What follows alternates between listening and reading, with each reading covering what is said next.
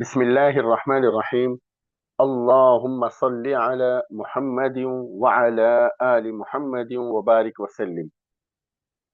یہ کتاب جو ابھی آپ کے اسکرین پر دکھائی دے رہی ہے، اس کا نام ہے آسان نحو، اور یہ تالیف کی ہوئی ہے حضرت مولانا مفتی سعید احمد صاحب پالنپوری رحمت اللہ علیہ، استاد حدیث دارالعلوم دیوبند۔ اللہ تبارک و تعالی حضرت مفتی سعید احمد صاحب پالنپوری رحمت اللہ علیہ کی مغفرت فرمائے، درجات کو بلند فرمائے۔ اللہ تبارک و تعالی نے مجھے بھی حضرت والا سے پڑھنے کی توفیق دی ہے۔ یہ کتاب ہے آسان نحو، اور عربک سمجھنے کے لیے دو فن کا پڑھنا ضروری ہے، ایک ہے نحو اور ایک ہے صرف۔ چونکہ میں نے ایک کورس شروع کیا ہے قرآن فہمی، اور اس میں میرے اسٹوڈنٹس پڑھ رہے ہیں، جن کے آسانی کے لیے اور عام طور پر جو نحو پڑھنا چاہ رہے ہیں ان کے آسانی کے لیے بھی یہ ویڈیوز تیار کیے گئے ہیں۔ سب سے پہلے میں یہ کہنا چاہوں گا، یہ تو کتاب ہے آسان نحو جو حضرت مولانا مفتی سعید احمد صاحب پالنپورے استاد محترم کی لکھی ہوئی ہے، لیکن اس وقت جو ویڈیو پہ جو اسکرین آپ دیکھ رہے ہیں، اس میں جو کتاب ہے، کتاب تو وہی ہے، لیکن یہ کمپوز میں نے کیا ہے۔ اس وجہ سے شاید ہو سکتا ہے اس میں کچھ کمی بیشی ہو، بلکہ ہر سبق کے آخر میں سوالات بھی اس میں لکھے گئے ہیں۔ یہ میں نے اپنی طرف سے اضافہ کیا ہے تاکہ پڑھنے والوں کو آسانی ہو جائے۔ سوالات بھی ایڈ کیا گیا ہے تاکہ آپ کو جوابات دے کر پڑھنے میں آسانی ہو۔ آپ سے گزارش ہے کہ جب کبھی لیسن پڑھا جائے، آخر میں سوالات ہیں، وہ سوالات کے جوابات اگر آپ مناسب سمجھے تو اس ویڈیو کے کامنٹ میں اس کے جوابات لکھیں، چاہے اردو میں لکھیں، چاہے انگلش میں لکھیں، رومن اسکرپٹ میں لکھیں، آپ کی مرضی ہے، تاکہ آپ کو سمجھ میں آیا یا نہیں یہ مجھے آسانی سے معلوم ہو جائے۔ انشاءاللہ اس کے بعد میں ریپلائی بھی کروں گا۔ تو چلیے ہم شروع کرتے ہیں آسان نحو۔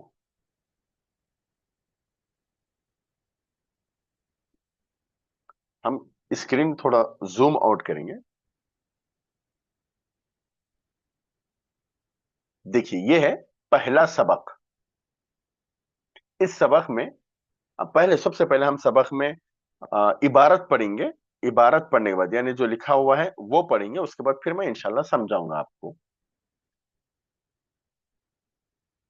علم نحو کی تعریف۔ علم نحو وہ علم ہے وہ علم ہے جس سے کلمات کو جوڑنے کا طریقہ معلوم ہو اور ہر کلمے کے آخری حرف کا اعراب معلوم ہو۔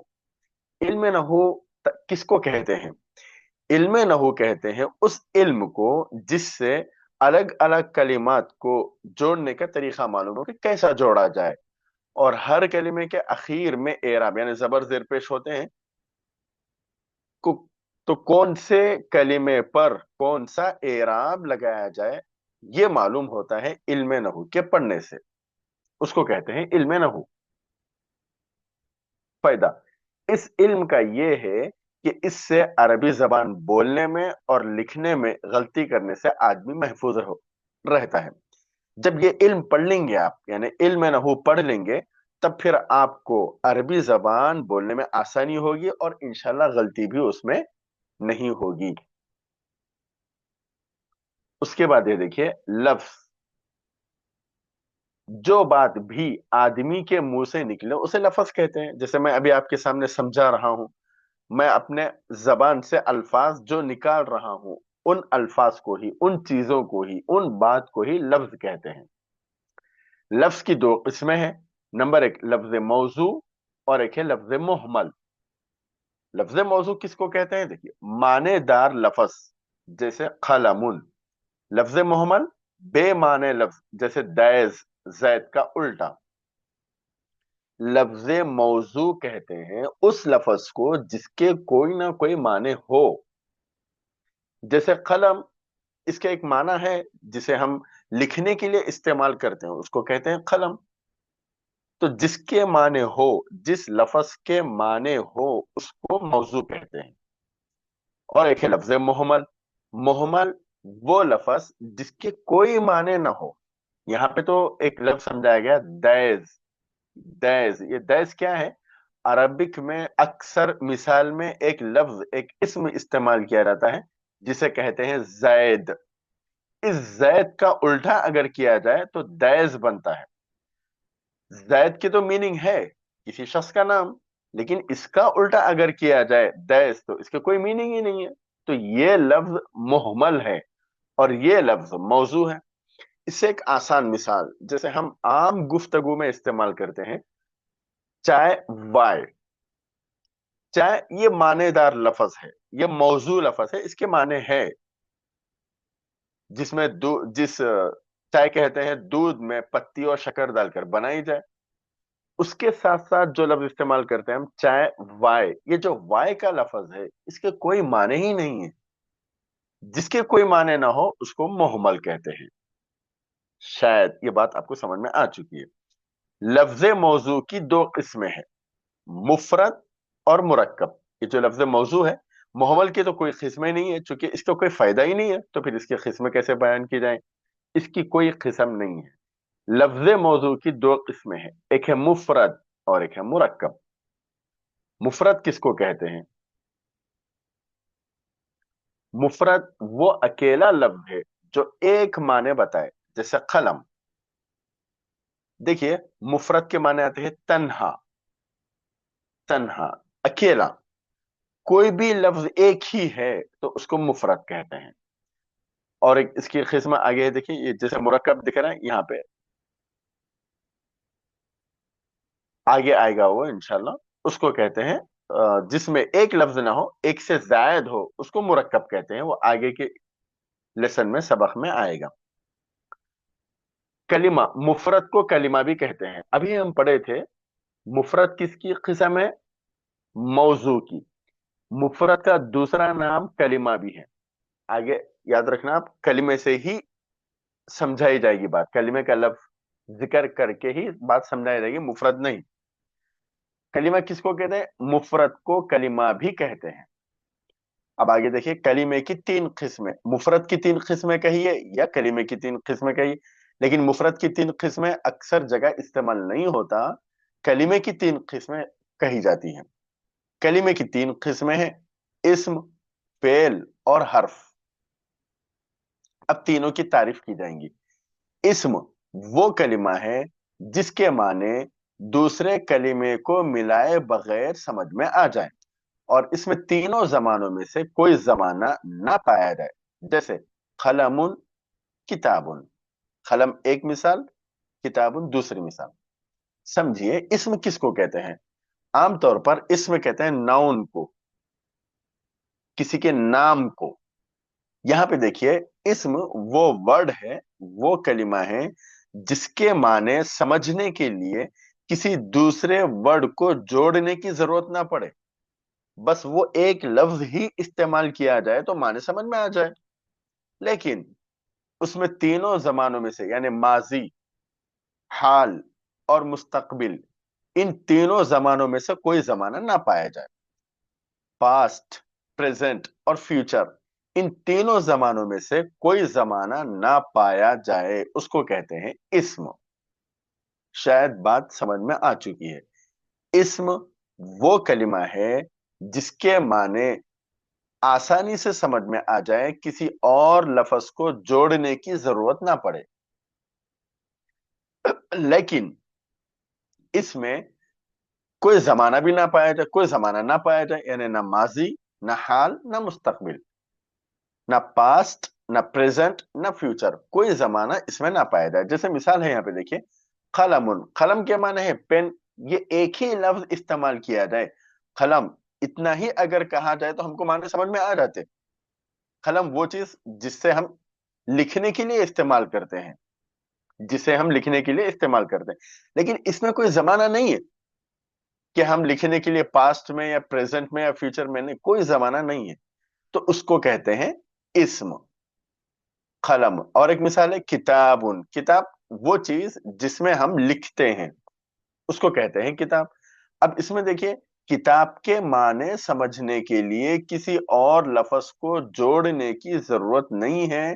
صرف کتاب کا لفظ کہتے ہی سنتے ہی سمجھ میں اس کے معنی سمجھ میں آ جاتے ہیں.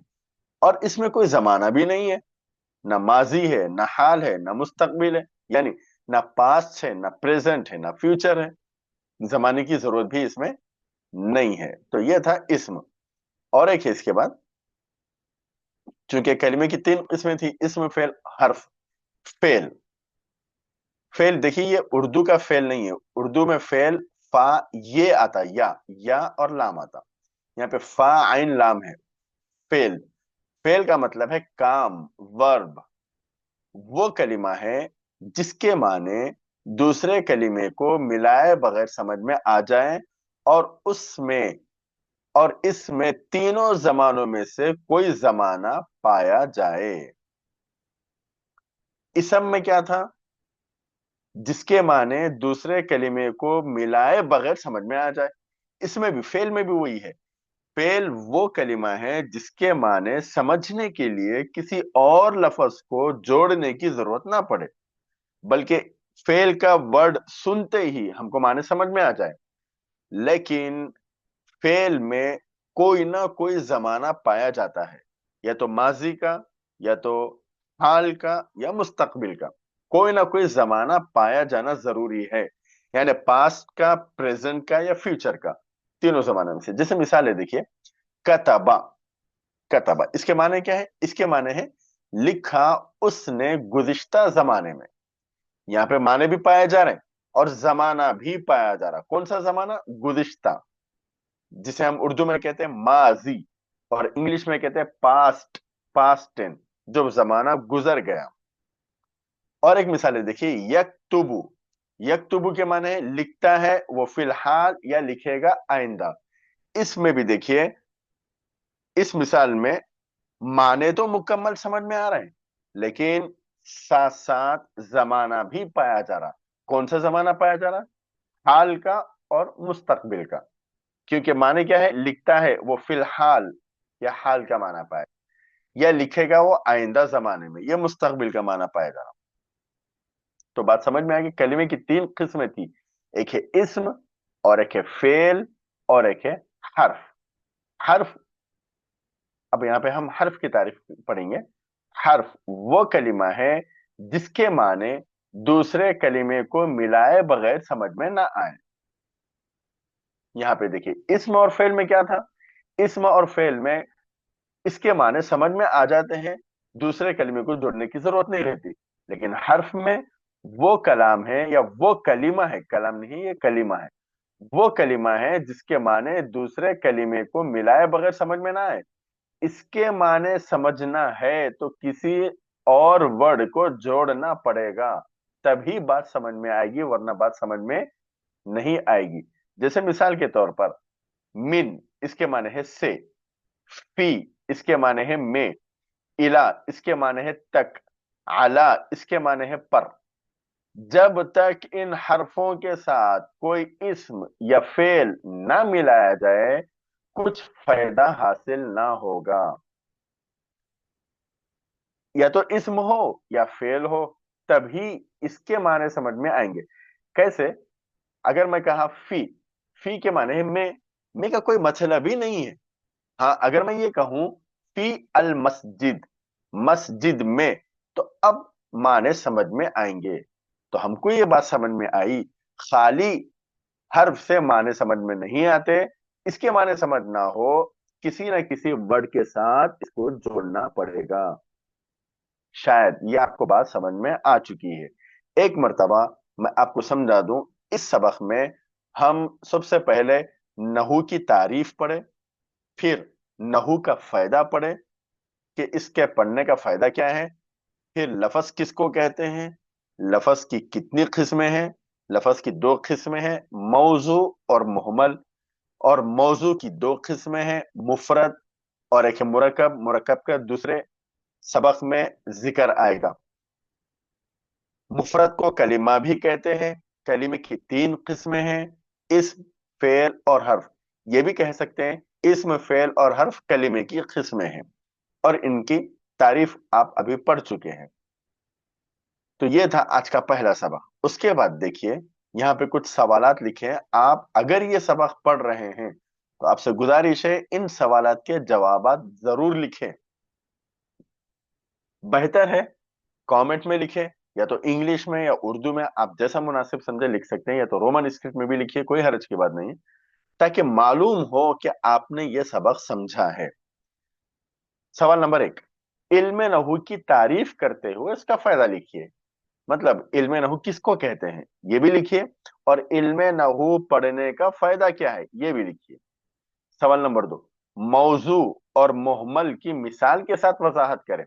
ہم پڑھے تھے ابھی موضوع کس کو کہتے ہیں، محمل کس کو کہتے ہیں، اس کی مثال دے کر سمجھائیں. نمبر 3، اسم، فعل اور حرف کی تعریف مثالوں کے ساتھ کریں. اسم کی بھی تعریف کرنا ہے، فعل کی بھی تعریف کرنا ہے، اور حرف کی بھی تعریف کرنا ہے، مثال کے ساتھ ساتھ، مثال دے کر، ایگزامپل کے ساتھ ساتھ. تو یہ تھا لیسن نمبر 1. شاید آپ کو سمجھ میں آ چکا ہے. اگر سمجھ میں نہیں آیا تو آپ کامنٹ میں ضرور لکھیں آپ کو سمجھ میں آیا ہے یا نہیں آیا. انشاءاللہ ہم اس سے بہتر سمجھانے کی کوشش کریں گے. اور آپ سے گزارش یہ ہے کہ سارے لیسن، سارے اسباق کے ویڈیو کی لنک اس ویڈیو کے ڈسکرپشن میں موجود رہے گی. آپ سارے ویڈیوز دیکھ سکتے ہیں. دعاؤں میں یاد رکھیے. اللہ حافظ. السلام علیکم ورحمۃ اللہ وبرکاتہ.